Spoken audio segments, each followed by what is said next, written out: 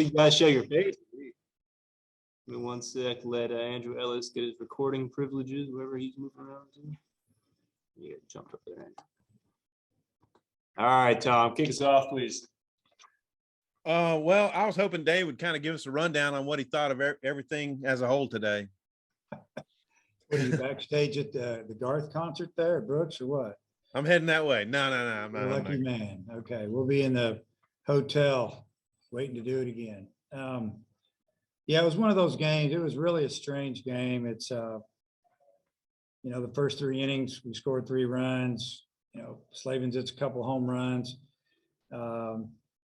Hagen Smith, he can't find the zone. I think there were some pitches that were definitely strikes that were called balls.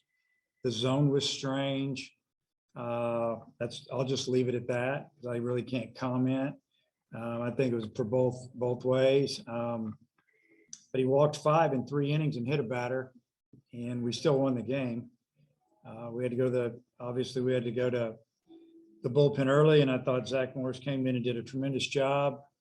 Gave up a sac fly, which is outstanding, and then gave us 3 innings and gave us an opportunity to hold on to a 2-run lead, basically until we could get it to Taylor and Tigert at the end. Okay, and then Slavens, I mean, the wind's blowing out, but it seemed like he's the only guy who could get it up in that air. What'd you think of him?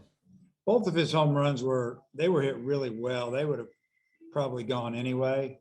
They just went way out when he got them up in the air. We had 2 or 3 balls that went to the fence that were hit more on the line, that we were saying the same thing. You wish they would have got up just a little bit more and let that wind push him. There was some crazy things that happened in the game. I mean, there was one time they had a runner, I think, at second and third and 2 outs, and they hit a pop-up and it blew back and it hit a wire right above our dugout. Right. And I mean, our first baseman's camped under it and it hits a wire and jumps to the right into the dugout. We're like, so they got another swing. Luckily, we got out of it, but it was just a strange game and a lot of wind. And, you'd think when the wind's blowing 20 to 25 miles an hour out, there would be more than 4 runs scored today and 5 last night. But credit to the team's pitching. Both teams' pitching have been outstanding for the most part. So Taylor threw 34 pitches yesterday. What made you confident he'd come back and do what he did today?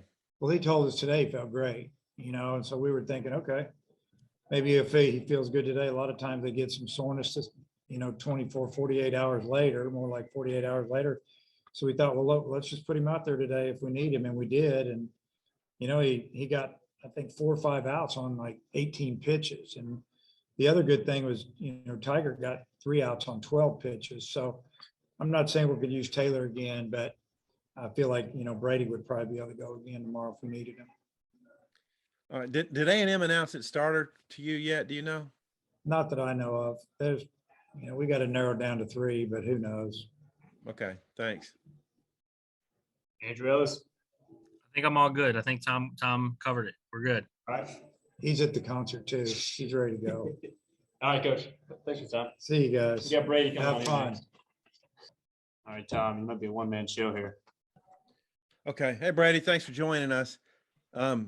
So the pitcher Dallas, what'd you see from him and the balls you got up in and out of the stadium there? What'd you see from Dallas?